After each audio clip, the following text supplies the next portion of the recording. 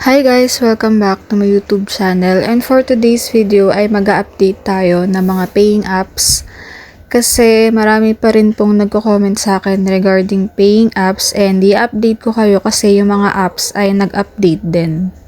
Right now, hindi na po talaga ako active magsagot ng mga paying apps kasi busy na po talaga ako sa work, and iilan na lang po talaga yung paying apps na natira sa akin. Kasi yun talagang nagkasagot pa ako minsan, and kumikita pa ako doon or nag-earn pa ako doon sa iba.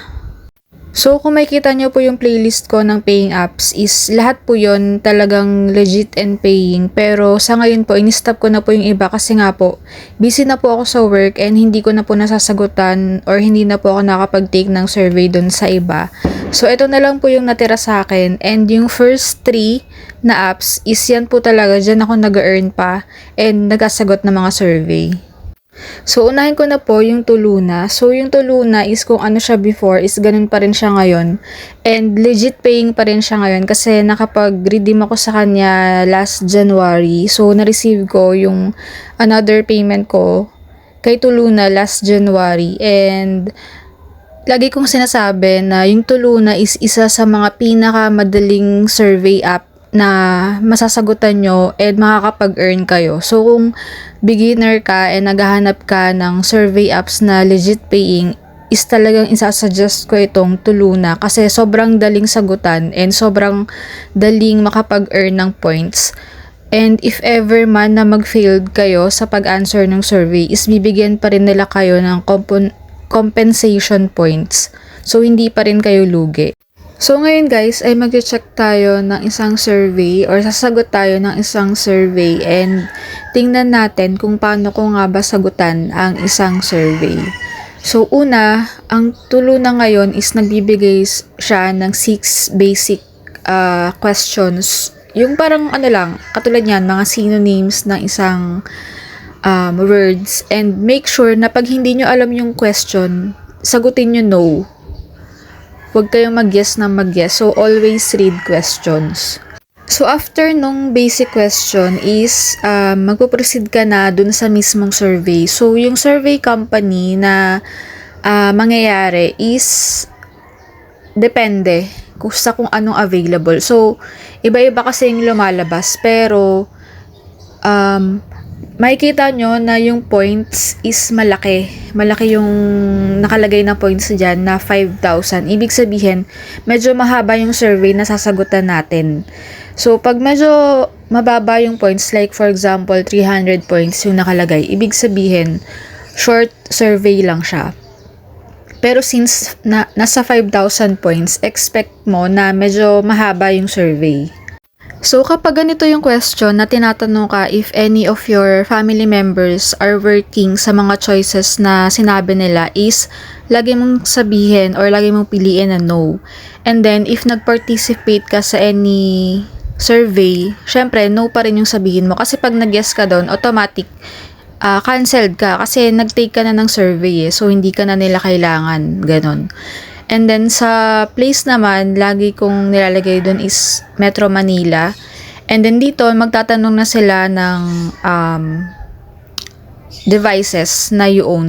So dito, kahit wala kayo yung mismong actual na choices, is piliin nyo pa rin. Kasi possible na ibig sabihin na isa sa mga gamit na ito, yung ipapasurvey nila. So as much as possible, is sagutin nyo lahat. And then, what was your role? Lagi mong piliin na ikaw yung main decision or ikaw yung laging pumipili or bumibili ng mga items or gadgets sa bahay nyo. So, next question, tinatanong nila kung when yung recent purchase mo nung video system. So, dito, ang piliin mo is dapat lagpas ka na ng 6 months or 1 year, ganon. Kasi, pag pinili mo, for example, kakabili mo lang last month, pwede ka nilang iligwak kasi kakabili mo lang so hindi na nila kailangan yung opinion mo. Ganon. So, dapat piliin mo months or 1 year.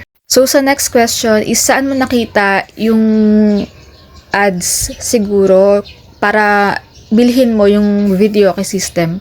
So, dito nilagay ko is sa ano mismo, sa physical store. So, yan. physical appearance mismo yung pinili ko. Pwede nyo ding piliing online, pero not sure kasi ako sa online, baka mamaya bigla kayong makancel. Tapos, ayan, dito iniisip ko kung ano ba yung payment method na ginamit ko. Pwede kasing card or cash, pero ang pinili ko dito is yung credit card. Pwede nyo din piliing GCash. Medyo complicated kasi sa mga ganitong question, pero ang pinili ko na lang is credit card. And then, dito, tatanungin na kayo kung gano'n nyo na kadalas ginagamit yung product. So, dito, lagi nyong piliin na madalas nyo siyang gamitin. Since binili nyo nga siya, ibig sabihin, gagamitin nyo siya. So, sagutin nyo in a way na lagi nyo siyang ginagamit. Tapos, kapag tinanong ulit kayo na parang gusto nyo ulit bumili in another year, isagutin nyo lang ng yes. Tapos, magkakaroon na yun ng mga follow-up questions like, anong reason, mga ganyan. So, lagi mong sagutin in a positive way na maganda yung product, na gusto mo yung product, maganda yung quality, ganun, maganda yung epekto sa'yo ng paggamit ng product, mga ganun. Basta, laging positive yung sagot. Tapos, aside sa positive effect nung pagbili ng product, magtatanong din sila ng ano naman yung negative side or ano yung issue once na ginamit mo yung item. So, syempre, be honest na lang din sa base sa opinion mo. And then, dito, natatawa ako kasi yung tinanong yung mga product or brand, akala ko yung brand mismo ng item, yung pala yung brand mismo nung karaoke system, videoke system. Pero okay naman, tinanggap naman nila yung sagot ko dyan na Sony and LG. Tapos nung nakita ko yung option, natawa ako kasi oo nga pala, ito nga pala yung mga product nung karaoke system. So pinili ko na lang kung ano yung familiar sa akin. So at this point ng survey, alam na natin kung ano yung major product na sinasurvey nila, which is yung karaoke system or itong mga brand ng karaoke system. So piliin mo lang kung ano yung pinaka-familiar sa'yo and then sagutin mo yung mga positive sides niya. So, lagi ko nga sinasabi na always choose yung positive sides ng product na yun or ng item na yun. Kahit hindi ka familiar, kahit hindi mo alam, lagi mong piliin yung positive sides niya.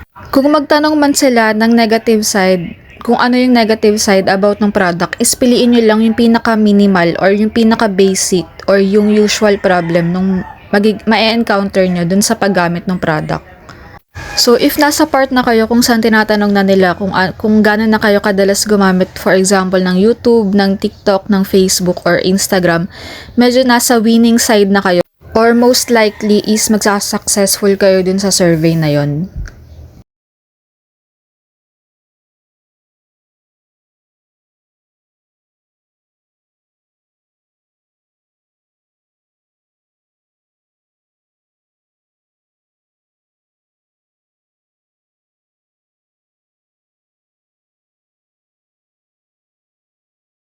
So, ayan, pag nagtanong na sila ng about sa'yo, like for example, married ka ba, single, ganyan, always answer na married ka with kids. Tapos, may anak ka isa na pwede niyong piliin 3 years old above o kaya a month pa lang, ganun. Basta piliin niyo na may anak kayo. Tapos, piliin mo na professional ka or business owner ka, nakatapos ka ng college, bachelor, ganyan. Yun. Ayan, nakuha ko yung survey. So, later on, magre-reflect yung 5,000 points sa account ko. So, ang next po natin is si Life Points. And si Life Points ay isa sa mga app na nag-update. As you can see, iba na po yung itsura niya ngayon compared before. So, until ngayon, naninibago pa rin ako dito sa paggamit sa kanya. Pero mas okay siya ngayon compared dati.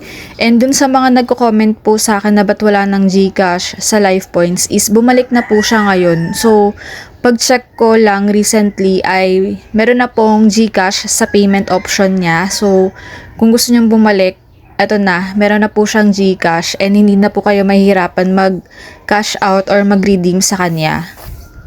So, wala siyang sample survey ngayon sa akin, pero kung paano ko siya sinasagot ang survey before is ganun pa rin naman siya.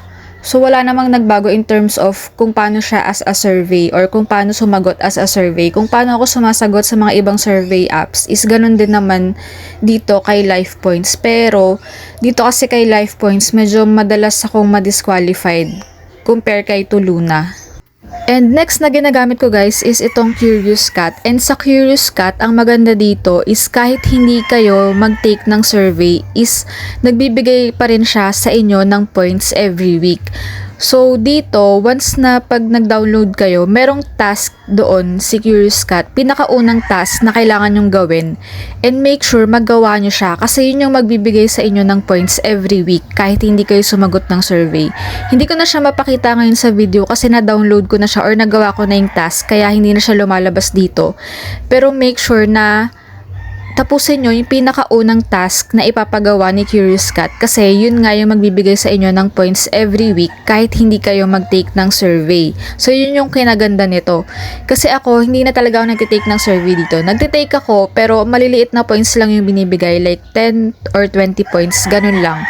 Mahirap kasi mag-take ng survey dito kay Curious Cat as in ang hirap ng mga survey nila. Mostly talagang disqualified ka unless kung maliliit lang yung points or basic questions lang about sa'yo. Yun, pwede. Pero mostly talaga ang hirap makakomplete ng survey dito kay Curious Cat. So if ever first time mong mag-download nito, make sure tapusin mo yung unang task na ibibigay nila sa'yo. Hindi ko alam kung ano pero parang 3 letter lang yun yung app, yung ano na yan. Tapos parang may download or may ipapagawa. Then after maging successful, yun na, every week bibigyan ka na ng points. Like 40, 80 points, ganun. Hindi ko alam, hanggang sa maipon na. So yung points ko na yan is naipon ko dun sa every week na yun na binibigay kada points.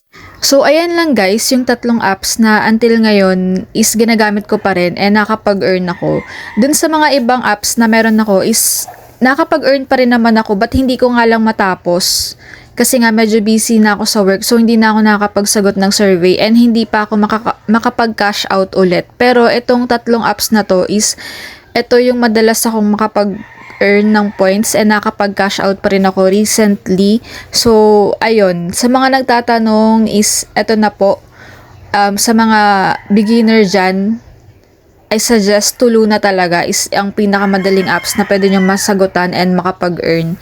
Doon naman sa mga nagtatanong about sa mga withdrawal, kung ilang days or gaano katagal, usually it's less than a week lang guys bago siya mag-reflect sa inyong PayPal account. So ayun lang guys for today's video and thank you for watching.